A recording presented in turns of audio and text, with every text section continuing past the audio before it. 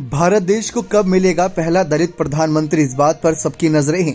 इस बीच मायावती ने अपने भतीजे आकाश आनंद को बसपा का नया उत्तराधिकारी घोषित कर दिया है, तो दूसरी तरफ आकाश आनंद और उनकी टीम लगातार बुआ मायावती को प्रधानमंत्री बनाने के लिए अब अपने मिशन में जुट गई है।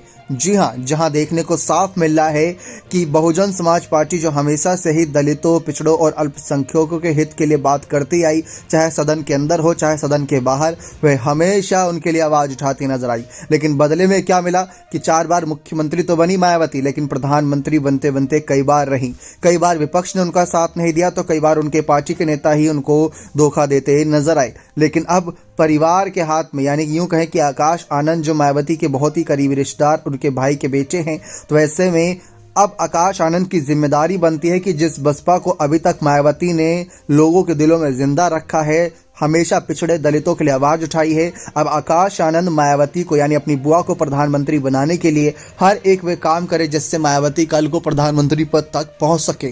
क्योंकि ये हर कोई चाहता है कि अगर पहली कोई दलित प्रधानमंत्री बने तो वह मायावती बने। वैसे तो कई और चेहरे हैं, कई और विकल्प है। अब उसमें चंद्रशेखर आजाद रावण की भी चर्चा होती है, मल्लिकार्जुन खड़गे की भी चर्चा होती है, कई और नेता हैं।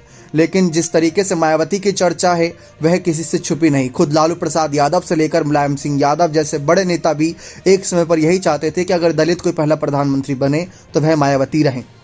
लेकिन अब तक बसपा अपने मिशन में नाकामयाब रही, क्योंकि कई बार उन्होंने गठबंधन किया तो पार्टियों का इतना अच्छा साथ नहीं मिला, और कई बार बिना गठबंधन के चुनावी मैदान में उतरी तो पार्टी अच्छा प्रदर्शन नहीं कर पाई। तो ये कारण रहे। मायावती अपने आप को मजबूत नेता बताती रही, लेकिन अगर देखा जाए पिछले कुछ सालों से तो बसपा का प्रदर्शन लगातार गिरता चला गया। आकाश आनंद के कंधों पर जिम्मेदारी रहेगी कि पहले तो वह मायावती के हक के लिए आवाज उठाएं, फिर उसके बाद बसपा को भी एक मजबूत कड़ी के तौर पर नजर आए। यानी कि आप कह सकते हैं कि शून्य पर लगभग पहुंच चुके, क्योंकि उत्तर प्रदेश में एक इनका विधायक बचा है और अभी इनके पास करीब 9 सांसद हैं। तो ऐसे में बहुजन समाज पार्टी के हाथ में ताकत रहेगी कि कैसे वह अपनी बसपा पार्टी को मजबूत करें और कैसे मायावती को प्रधानमंत्री पद तक पहुंचाने का भी काम करें।